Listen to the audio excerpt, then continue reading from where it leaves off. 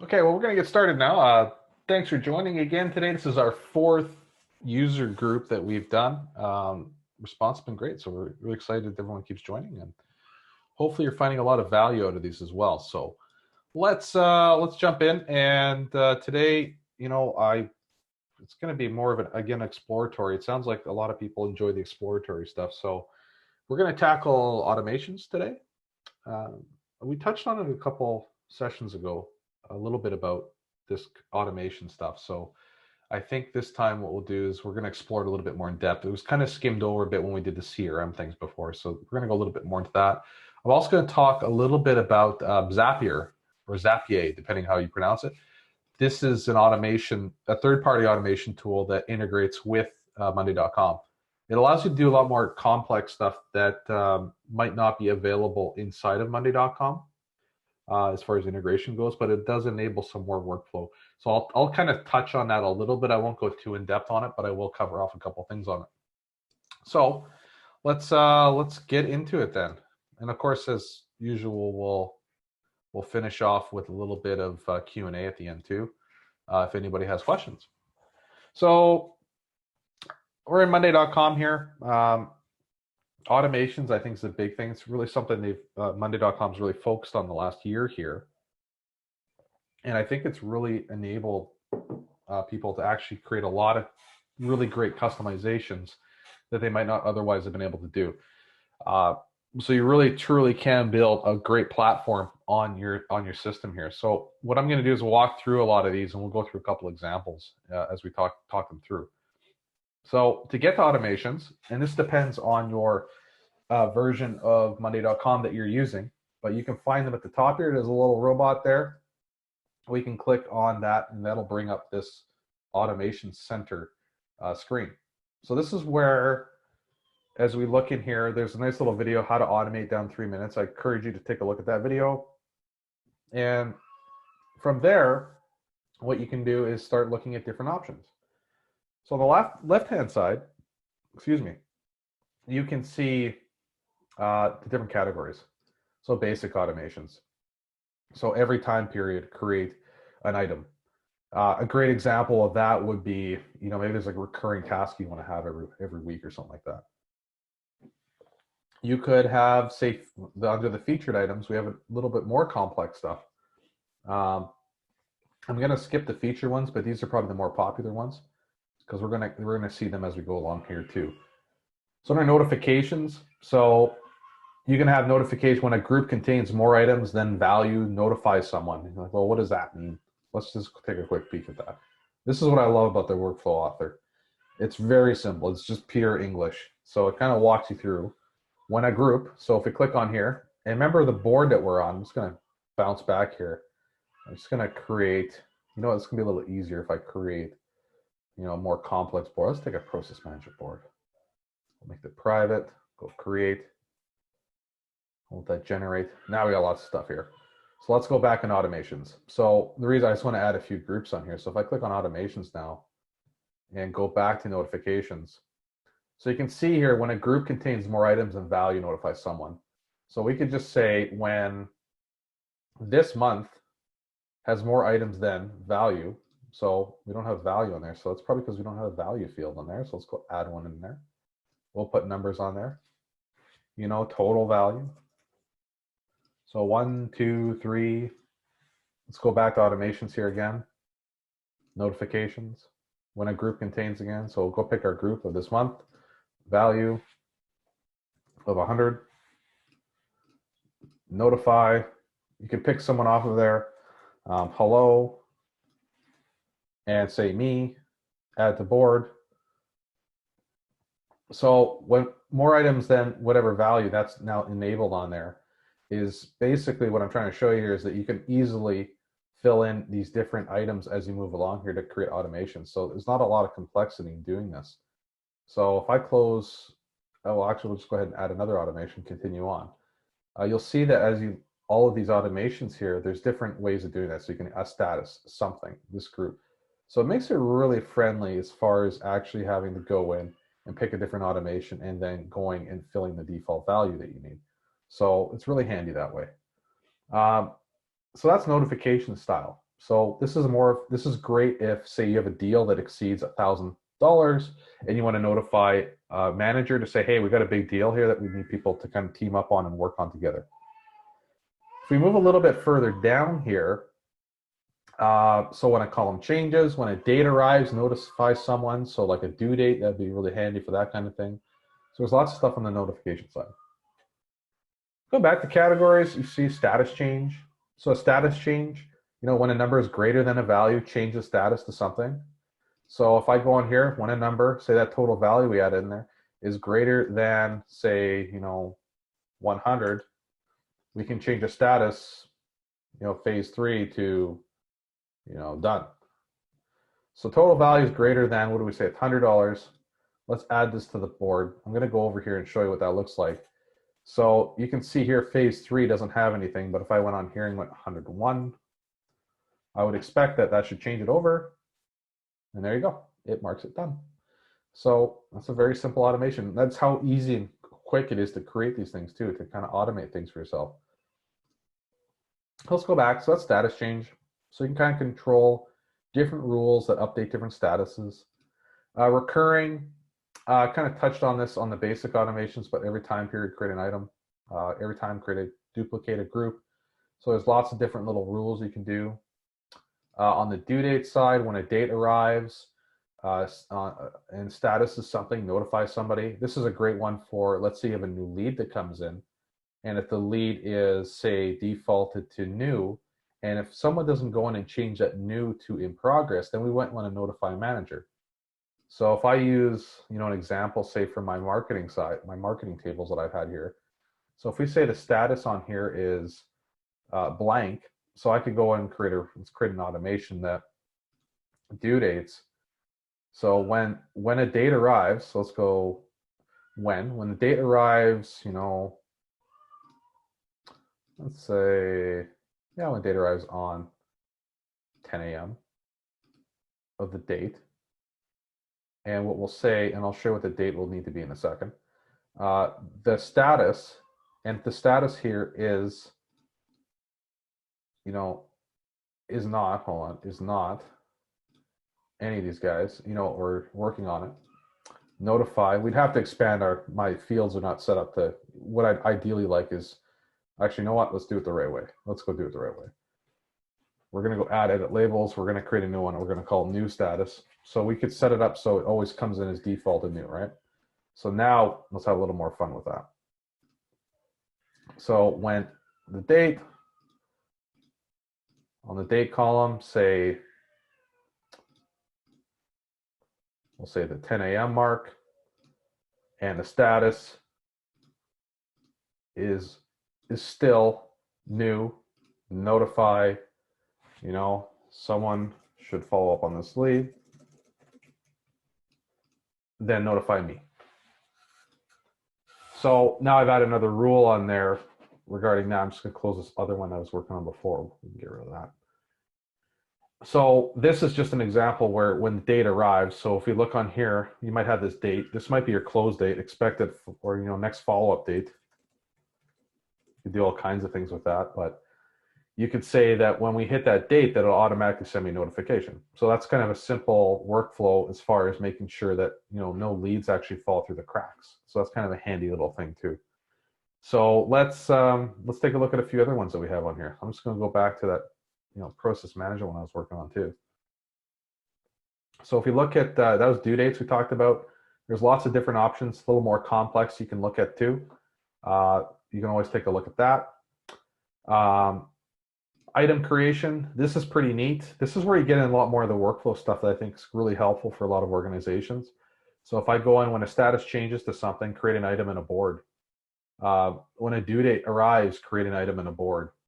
So you can create different items, pulses that is, across different boards, different groups, to create some automation. And if you've seen some of the other webinars that I've done, like we have the whole CRM concept in here too. Service, sales, I have different accounts. That workflow I turned off earlier, actually, when you mark something as completed or as one or sort of qualified, it'll convert them automatically into an account. So that way, it's easy to kind of link information and whatnot too. So there's some neat little automations that you can do with this too. Let's have a quick look at, on item creation again. So I would use these typically where as a lead got is one, I would create an account, or sorry, not one, but qualified. So if you think about CRM, the idea is that once you've qualified a lead, you could then convert them into an account contact or an opportunity. I think that's always kind of a neat little thing that you can do with it too. So you could say that when the status changes, create an item in another board. So, or move an item. You can even move it over to and relate it. So there's a few different things you can kind of do with that. So kind of neat. One thing I haven't done is create a custom recipe. So I haven't played with this. This is probably fairly new again too. As you can see, this is beta. So I think they're starting to get to the point where you can start creating your own. But I just love the fact that we can do a lot of this automation as far as with simple English language. That makes things a lot easier for people. You're going to hear a lot more about this whole no code type of thing that's appearing in a lot of systems. And the idea is trying to make it simpler for people to create their own logic inside of the software they use. And that's a big deal for Monday.com right now. Dependencies, I haven't played with that one so much, but this is more so, ensure that the date of an item always starts after the date. So this is taking automation to a little bit more complex level as far as adding business rules inside of Monday.com. So I can set on there that maybe I cannot have, a follow-up date that's after, when we expect to close an opportunity, for instance, because then it's too late to follow up with an after the fact. So you can create some basic generic rules around that too. Some neat stuff with that. So yeah, that's kind of essentially a walkthrough on the automation side of things.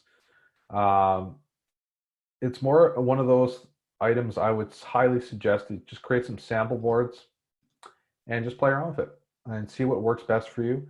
I think going through some of the scenarios is probably the best way for people to kind of interact with the system too. So next, I'm just going to kind of segue now into a little bit about Zapier and talk a little bit what Zapier can do. If you haven't heard of Zapier before, it's just zapier.com. It's a great little tool. We've been using this for a number of different things over the years, but they have a thing called Zaps, and the idea is that you can integrate tons of systems. So if I go on here, you can see I can integrate any of these, but I can also search for, like I said, Monday.com.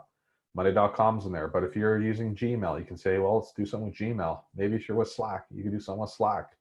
If there's something to do with, you can see Google Sheets there. Maybe an example is in Monday.com to Google Sheets. And as you do that, you can see there's an example of most popular Monday.com to Google Sheets apps. You can create a pulse of Monday, and then it adds another row in a spreadsheet. So that's kind of a neat little setup. And you can always kind of open it up here to see what these pulses can kind of do for you. Another way to do it too is you can do it the reverse. Let's say a Google Sheet comes in and you want to integrate that into Monday.com. So now you can create a pulse. So as you have another row created inside of your sheet, it can automatically create a record inside of Monday.com. So you can kind of play around with it a little bit. And the idea is like your triggers. So you have a trigger. In this case, Google Sheets goes to Monday.com. You can say, well, we new or updated spreadsheet row. Maybe there's a new row, maybe new updated row, new worksheet or updated column value, whatever trigger you want. Then you can force it to do an action like update a column value, update whatever it might be. You can kind of specify that. So this is a neat little way for those, especially if you're looking for really advanced, in-depth reporting, say using a spreadsheet. This is kind of a cool way to kind of create synchronization between the systems. Using something fairly easy. So I think this is pretty powerful, for what people are doing. I know a lot of people are wondering, like, well, what other apps? And we're just seeing on the Q&A there, someone just asked, what about Office? And yeah, I believe Office 365, I think it's in here. Could be wrong. Yeah, there it is.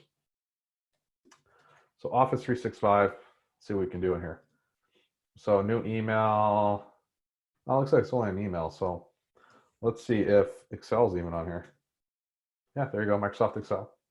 So if you have something, it works exactly, it looks like I haven't done it in here, so my apologies on that, but I would assume just based on this, if it works very similar to the Google Sheets.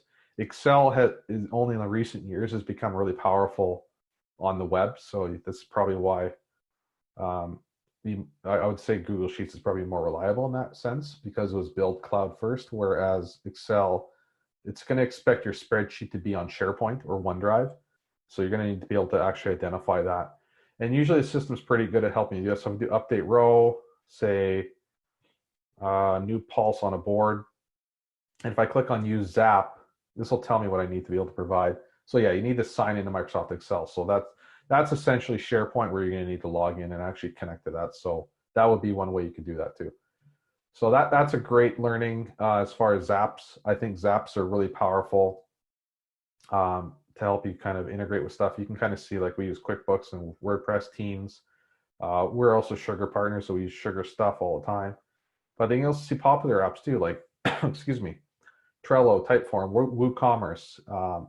We click on Show All, at least for the integrations I have. These are all more custom stuff for advanced users. If you want to actually scrape email, for instance, you use an IMAP.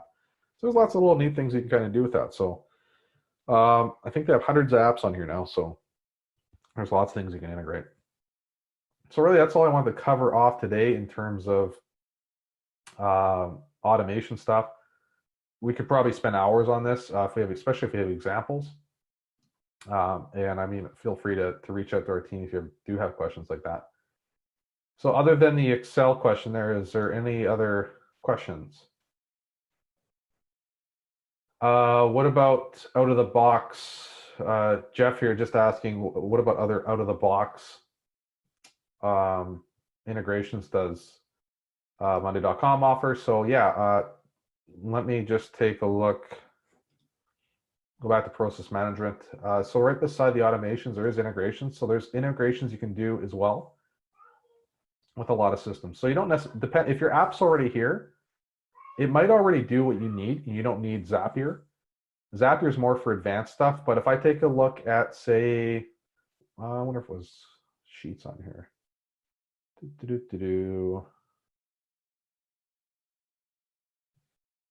Google Calendars here. I don't know if we have Sheets on here. Let me just have a look. Google. Oh, they have Google Drive. So let's take a look what Google Drive does. All right, so this one's not what I was thinking, but what this would do is it'll let you actually associate a Google Drive document into a board. So instead of storing a document here, you can actually link to it. So that whole back and forth example, create a row in the document and then add it into a pulse. You need Zapier to do something like that. But if we look at, say, Slack, this is like one of my favorite ones. We use Teams, but this is the same idea. But when a date arrives, notifying channel, like you can actually do notifications back. I wouldn't get Zapier for this when you could do this right inside of Monday.com.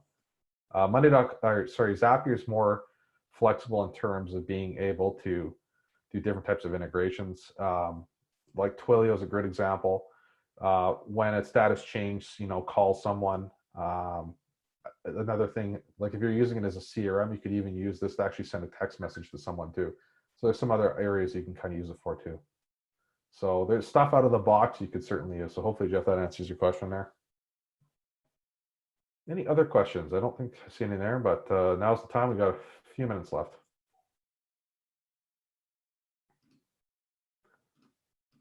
I don't see anything coming in, so I think I'll give you guys a few minutes back then. Yeah, I appreciate everyone joining again today. I hope this has been informative. Certainly reach out to us by email if there's certain topics you want us to cover. We've been more than happy to do that. Have a great day, and we'll talk to you soon.